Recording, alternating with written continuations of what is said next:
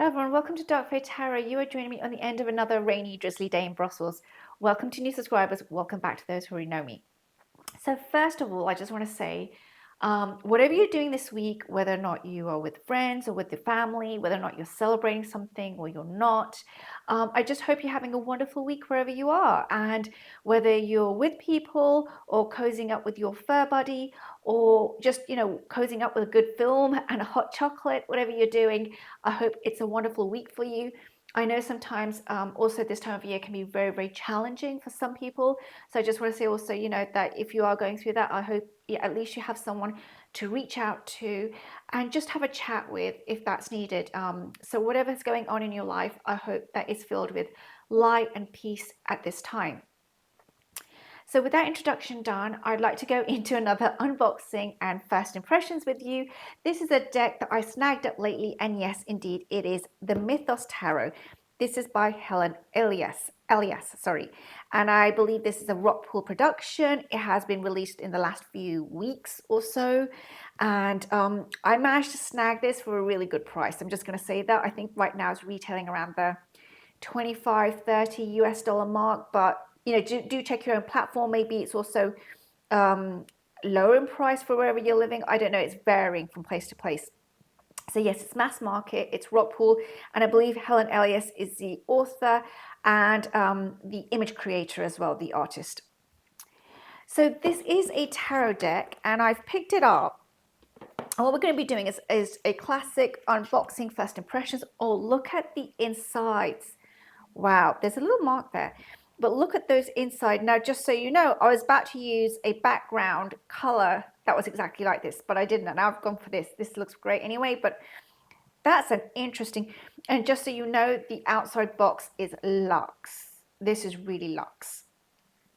Okay, so after we've taken that off, this is the inside of the box. You get it like this with a ribbon. And this is the guidebook, which we're going to look at in a bit later.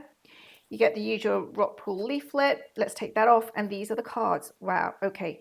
I did check to see if these were in plastic. They're not, so that's good. So now I can take them out without, hopefully, knocking over the camera. Okay, so that's the inside of the box. There's nothing written inside, just a pretty box like that. Okay, let me put that to the side. And these are our cards. Right, so that's a paper bandana, which I can just rip off. I don't like pulling it off in case I damage the cards in the process. I'll just rather rip it. There you go. That's good. Look at that bling. People, we have bling here. Look at that. That shiny gilding, which is going to cut ribbons on my fingers. But there you go. And these are the backs. And I have to say the backs look so pretty.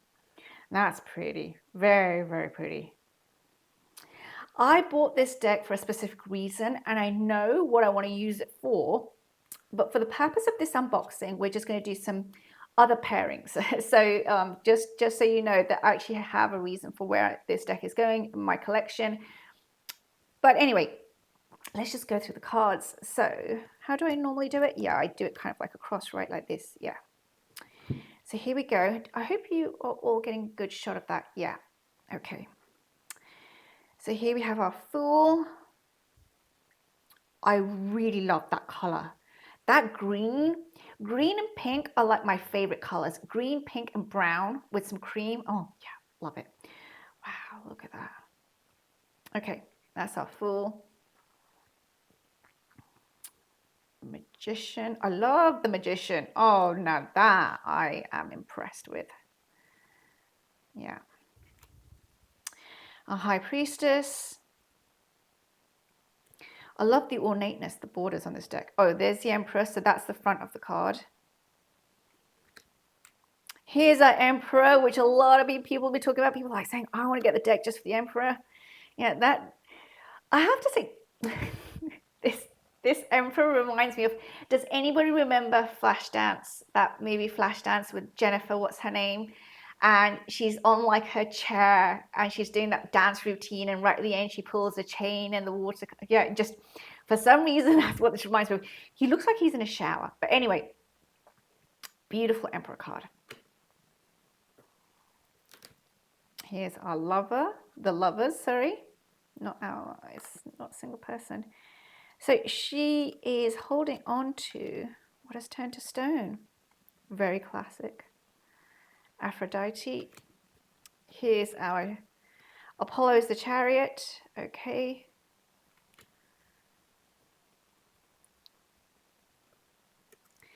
Hermes is the hermit.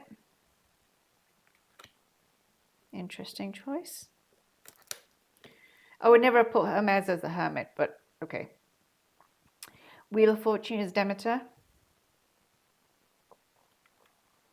Interesting choices. Justice is Themis or Themis, sorry. Themis? I don't know how to pronounce that particular name. The Hangman is Prometheus. Or Prometheus. There is actually, I need to find it. There's a video I came across which has been done very, very well, which is not a Greek person saying how to pronounce these names. I mean, there's a lot of that. This was done by a specialist in Greek history, ancient history, about pronouncing the names from those times. So it's not how they're pronounced today in Greece, it's from those times, which I thought was fascinating. Okay, so death is Thanatos. I'm glad that's been paired up like that. That makes a lot of sense. Okay. Devil is, of course, Hades. Okay. Taurus, Poseidon. Okay. Neptunal. Not sure about that again. Okay. And okay.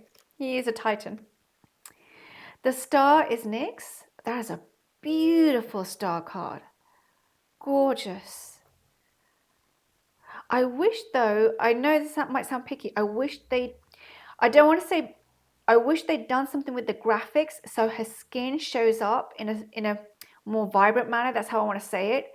But she's a stunning star. I mean, I just feel like more, I don't know, the background haze might need to be turned up a bit. That's what I'm thinking.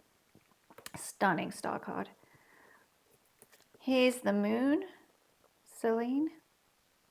Beautiful moon card. Here's the sun, Helios. Okay, that makes sense. The moon and the sun make sense. I like there's a bit of diversity in terms of age, not just, of course, ethnicities, but also age. These are archetypes. That's how I'm seeing them. It's Greek mythos, but with an archetypal, how can I put it? Sorry, the persons are of modern age. Basically, that's how I'm seeing it. Judgment is Athena. Okay. Oh, that's Gaia, the world. I like that card. Oh, that I really like. Because she's very full. That's how I feel, full-figured. And just the hair. Yeah. Okay. All right. Ace of Wands. I don't know how to pronounce that. Hephaestus. Doesn't he look a bit like Jason, what's his name, from the movies? The one who does play Poseidon? I can't remember. I think he's married to Lisa, what's her name? I can't remember the name. You all know I'm talking about. He does like a series or movies around Poseidon. That's what he reminds me of. Okay, Two of Wands is Asclepius. I don't know how to pronounce that, sorry. Two of Wands, okay. Three of Wands, Anak. Oh, I love the age diversity. Lovely. That's good to see. They're sticking together a little bit because it's a brand new pack, but they should be fine. Like, you know, Four of Wands is Hestia. I do like the card quality. I know it's glossy, but I actually appreciate it. I think sometimes glossy is good. I think once they're apart, they're going to shuffle really well because they're not that matte cardstock. Okay, Five of Wands. Hang on, there's two cards here together. That's Zealous. Okay. Six of Wands is Nike. I do like, oh, she's a beautiful Nike. I do like that their expressions have been done particularly to hark towards the key, you know. It reminds me of the importance of decks like, you know, Tarot of the Hidden Realm. Now we have the Witch Sister, where that up close and personal face energy means that the emotion has to be done right. And I think here they have. Here's Seven of Wands and Soteria? Soteria. I don't know. Oh, that's beautiful.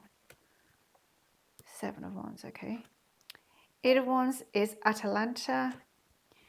Nine of Wands is Bia. So we've missed one. Sorry, hold on a second. I've missed one. Here it is. Ten of Wands is Iris. Beautiful. These are beautiful cards. Page of Wands is Hemera. I love that name, Hemera. We have it in Asia as well. That's why. Heracles. Psyche. Oh, now I'm very, very happy. I love the Queen of Wands. And if the Queen of Wands is Psyche, very happy with that. Okay. And our King of Wands is Cronus. Interesting. I would not have put the Cronus as the King of Wands, but okay. All right. Ace of Coins is Alias. I don't know how to pronounce it, sorry. Two of Coins is Oceanus, sorry. Okay, do like that. But again, why is he Two of Coins? Okay, I'm just going to go with it. I'm not going to complain. Honestly, this deck has a different purpose than the usual tarot deck. So that's why I'm not going to complain. I can work with this. This is beautiful. This is interesting and it's beautiful. And it's different from the normal Greek mythology. Let's go and get a book and just do some images and collage them and you know, make an oracle kind of thing. This is something a little bit different. Okay, Three of Coins is the Moira. Sorry, I've butchered that completely. Interesting Three of Coins. They remind me a little bit more of the Three of Cups at this moment, actually. And yeah, I've got two cards here stuck together, so bear with me as I try and pull them apart without chipping it. Yeah, there you go. Okay. Four of Coins is Epiron? Yeah, Epiron. Okay. Five of Coins is Pena. Six of Coins is Thea. Thea. Oh, I love that name as well. Thea. That looks beautiful. Seven of Coins is... Oh, so that's an interesting... Sorry, Five of Coins. Before I forget, that's an... Seven of Coins is Calliope. Eight of Coins is Chiron. A Wounded Healer is an Eight of Coins. Okay. Nine of Coins is Plutus. Okay, interesting. Ten of Coins is Tick. I don't know how to pronounce this. Tyke. I love, again, the age diversity. Really welcoming this. Not only do we have different phenotypes, but we also have different ages. Page of Coins is Home. I don't know how to pronounce that again. Rhea is our Queen of Coins. Doesn't she remind you of Angelina Jolie? She reminds me of Angelina Jolie, so I have to say that. She actually looks more like a Queen of Wands. I feel like they've got the Queen of... They've got their queens mixed. I feel like they've got some stuff mixed up here. She looks like a Queen of Wands. There are lions in that card. Okay, all right. Okay. Hyperion is King of Coins. You can see people, I'm trying to breathe here. Very, very... Okay. Ace of Cups is Pontus. Two of Cups is Hermaphroditus. Okay. I think that's where we get Aphrodite from. Okay. Hermaphroditus, so it's, of course, it's the male counterpart. Three of Cups is the Graces. Okay. Four of Cups is Styx. Interesting. Five of Cups is Let. Need to find out. I love that. That's beautiful. The images, don't get me wrong, the images are gorgeous. I'm just not so sure about the key allocation. Okay. Mnemosyne is Six of Cups. Is that how I pronounce it? I don't know. Mnemosyne. I don't think it's Mnemosyne, but anyway. Seven of Cups is Hesperus.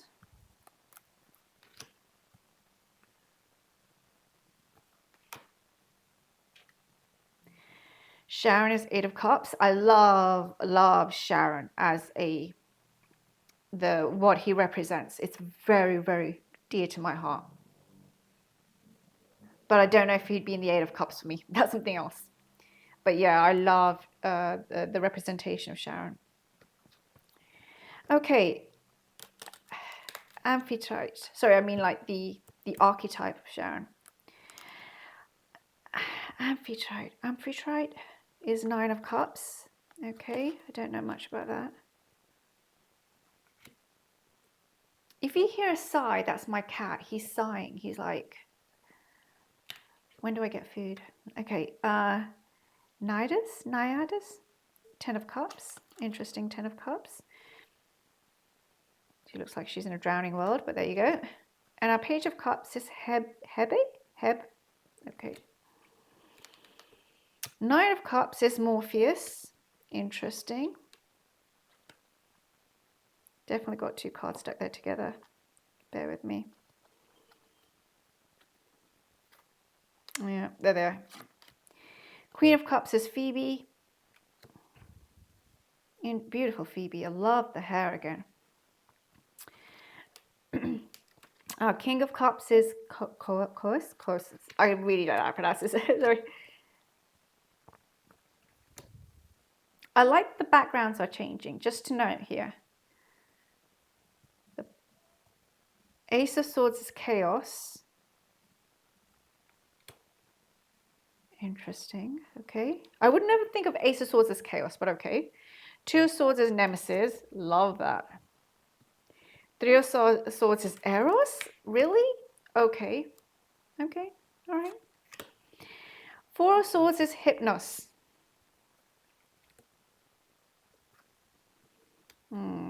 Okay.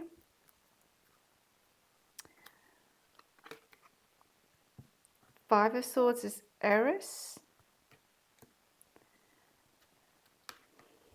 Six of Swords is Eos. And I'm trying to open it. I love how it's been done here. Our Seven of Swords is the Erinyes.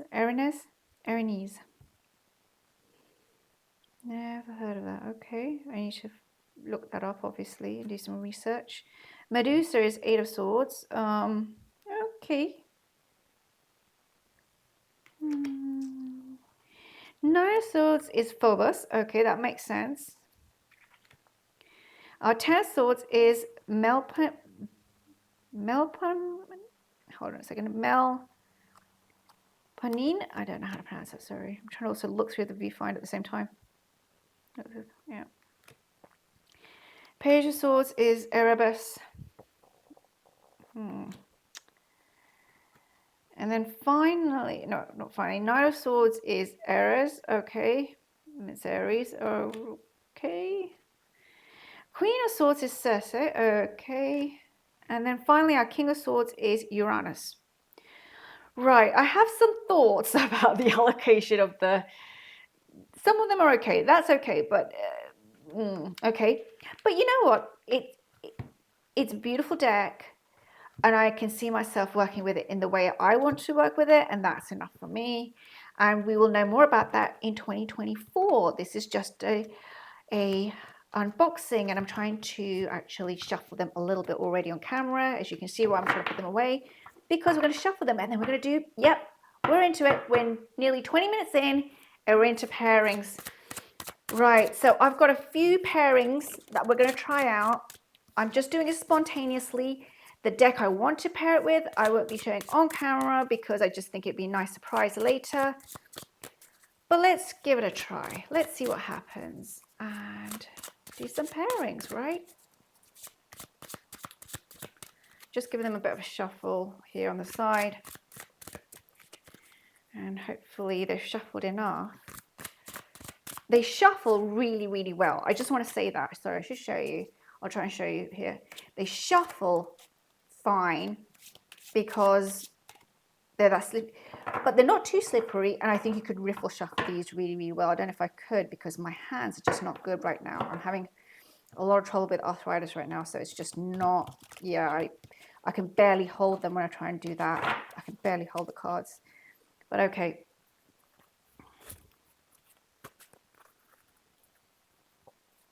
Okay, so we're going to start off here with Two of Wands as I have shuffled them as much as I can. Very first deck that came to mind is Tarot of Mystical Moments. Let's see how this works. Do they work together? Maybe. So here we have Wand energies with some cups. Knight of Cups with the Lovers. Oh, they might be speaking together. Knight of Wands with the World. See, I really need to work with the gods here on this one, but Five of Swords with Knight of Wands. They visually look very, very cool together. I'm not sure how they read together because, I mean, this is Death and this is King of Cups. There is some synergy there, but as you can see overall, I mean, just that, because I read that as a Scorpio card and I read that as a Scorpio card, so that's what I mean. Three of Wands and Justice. I don't know much about this goddess, so that's why I'm a bit stuck there. So I've got to do my homework. The Three of Wands, there's some, if you know where you're going with this deck, I think that these two would pair visually very, very well. It depends on the study of this, actually, if it works, but visually they're going very well. Judgment comes with Knight of Cups. Let's go forward a bit. Hermit with the Two of Pentacles. Let's see. Okay, so now we're going to jump on to the next card. Sorry, the next deck in these pairings. Let's move it forward a bit and try it with... Okay, so let's try it with... I'm just trying to make sure I've got space here. Another deck that I absolutely adore, which is the Dreamkeepers Tarot. This is the first deck that I thought of when I thought of pairing the Mythos Tarot. I just thought of the Dreamkeepers Tarot. Of course, now this is more the, what I would see as more, how can I put it, vintage style. I love it. I mean, the Dreamkeepers is a favorite. So this is kind of like teaming my favorite with something, which is like, it's always a bit of a... Okay, the Star goes with the Seven of Cups. Visually, again, I think they're bouncing beautifully off each other. Six of Cups with the Eight of Pentacles. Yeah, visually, to me, they look amazing. The Fool with the Moon. But of course, reading-wise, I have some thoughts like, well, how will this work? Okay, Two of Coins with the Ace of Cups. See, water-wise, I think that they're working beautifully together, but because this is Oceanus and this is Ace of Cups, but I don't know why they've put then Two of Coins. This is why I'm getting confused, because I'm reading the gods with their elements, and then I'm seeing this, and I'm like, okay, this Six of Swords with Eos, okay, and this is Three of Wands. So this has got a strong signal of moving forward, which I can see. I think visually they look beautiful.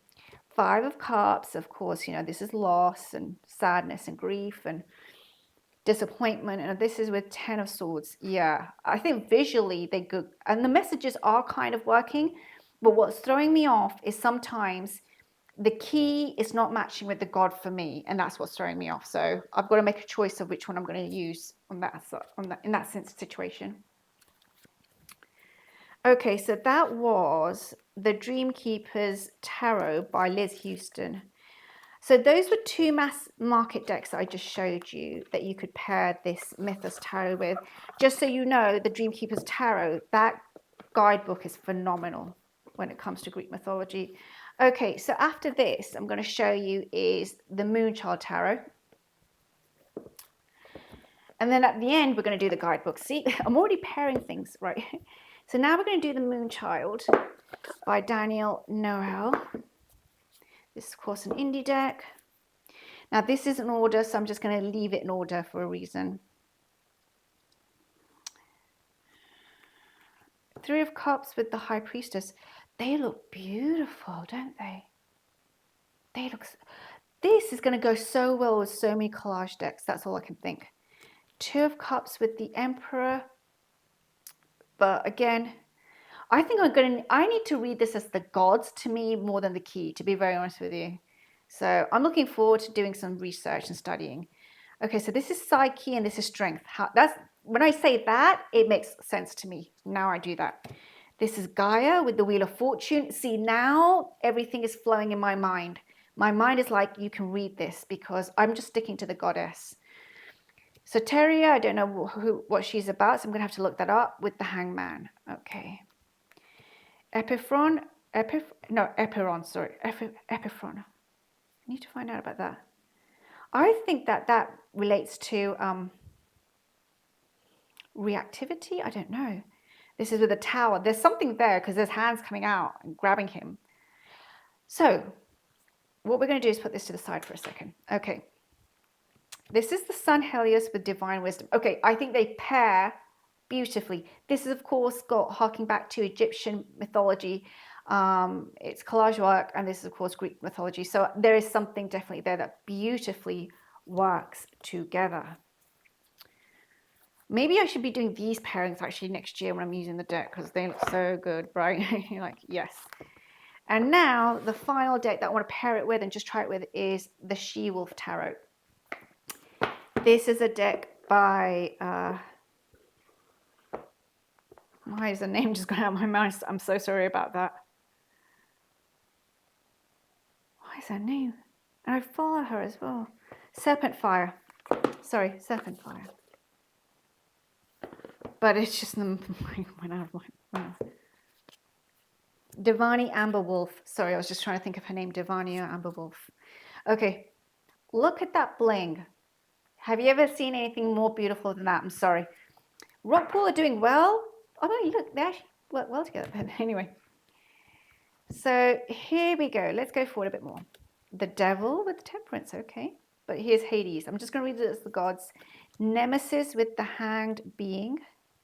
I think they look visually amazing. Hierophant with Apollo. Amphitrite, I don't know what she's about, with 5 Pentacles. Iris with the King of Wands. I like this. Oh, sorry, by the way, yeah, the She-Wolf does have nudity. The Hecate with 10 of Wands. I think they look gorgeous. This is so empowering. And Justice, Themis with the Wheel. Yeah, I think that this King of Pentacles, Asclepius. Okay, so 2 of Wands, sorry. And then we have the Knight. Oh my God, wow. I could not have made that up. Okay, so shall we stop there with the pairings? I think that was just done so well. It's like, okay, let's just stop there because that's amazing. And yeah, so that was the She-Wolf by Divani Amber Wolfe, who's also known and who also has produced, sorry, Serpent Fire. I keep thinking Serpent Fire, but of course that's the other deck.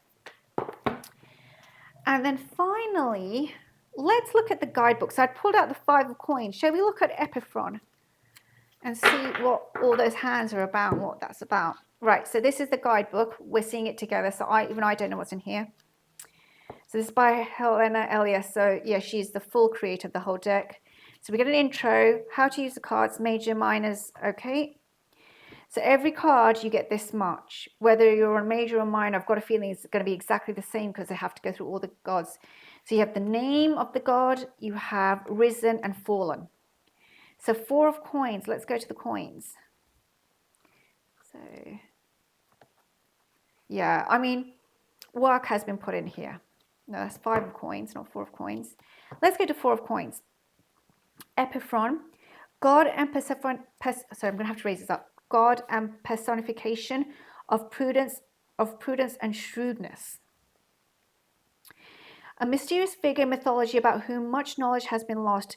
Epiphron was the god and personified spirit of careful consideration, prudence, and shrewdness. His parents were the god of darkness, Erebus, and god of night, Nyx.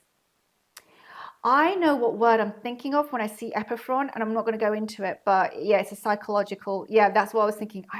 Where is the root of this word is used in psychology, that's why. Risen, conservation, frugality, security. If you've been feeling a strong desire to hold on to people or possessions that make you feel secure, maybe because Epiphron The god of shrewdness is strong in your life at the moment. This is a good time to re-examine your relationship with money and materialistic possessions. On one hand, you may be building a nest egg ready for long-term security in a very positive manner. Yet this card may also be a warning about a scarcity mindset of being guided by fear and loss.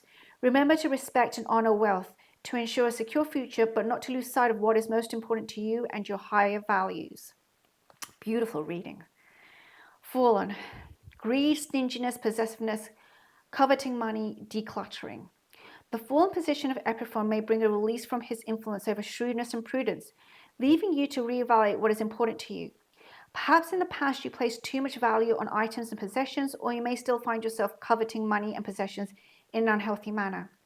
Reconnect with other things you value, such as love and other relationships. It can be a good time to declutter, finding peace in the evaluation of whether items serve you or not. On the flip side, your ties to produce may be reversed in this reading, and instead of holding on to savings for long-term security money, money may be slipping through your fingers, causing stress.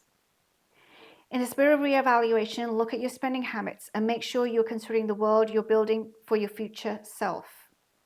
That is a great reading. Okay, I am going to eat my words because I had some doubts about this deck. I'm going to eat my words. That has been done very, very well.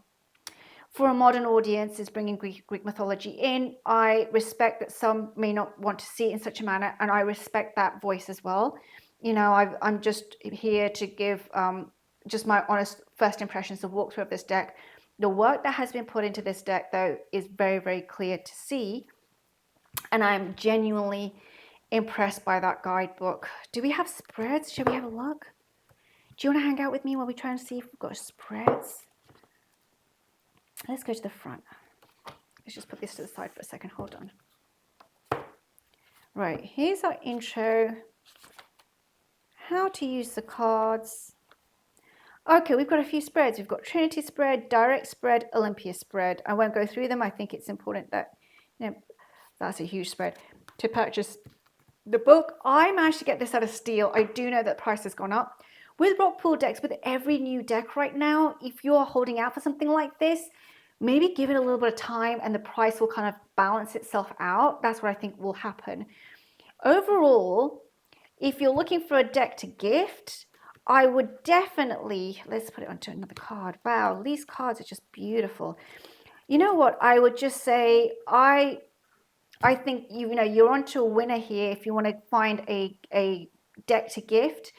It's such an empowering deck. We also have different phenotypes, different kind of like diversities in that sense. We have different ages and we have different body builds, and and I just think that's great. I like the colors are just phenomenal. These peaches, these greens, these blacks, love them. It's such a beautiful deck. I mean, look at that. That's just stunning. And, she's, oh, sorry, I've knocked that for a second. She's just done such a great job, this lady. This artist has done such a great job. Let's see that one. See, that's gorgeous as well. So I just have to say that I think this will pair with so much. And finally, it's great if you just want to read a card on its own, right? And you just want to have like a little bit of research to do.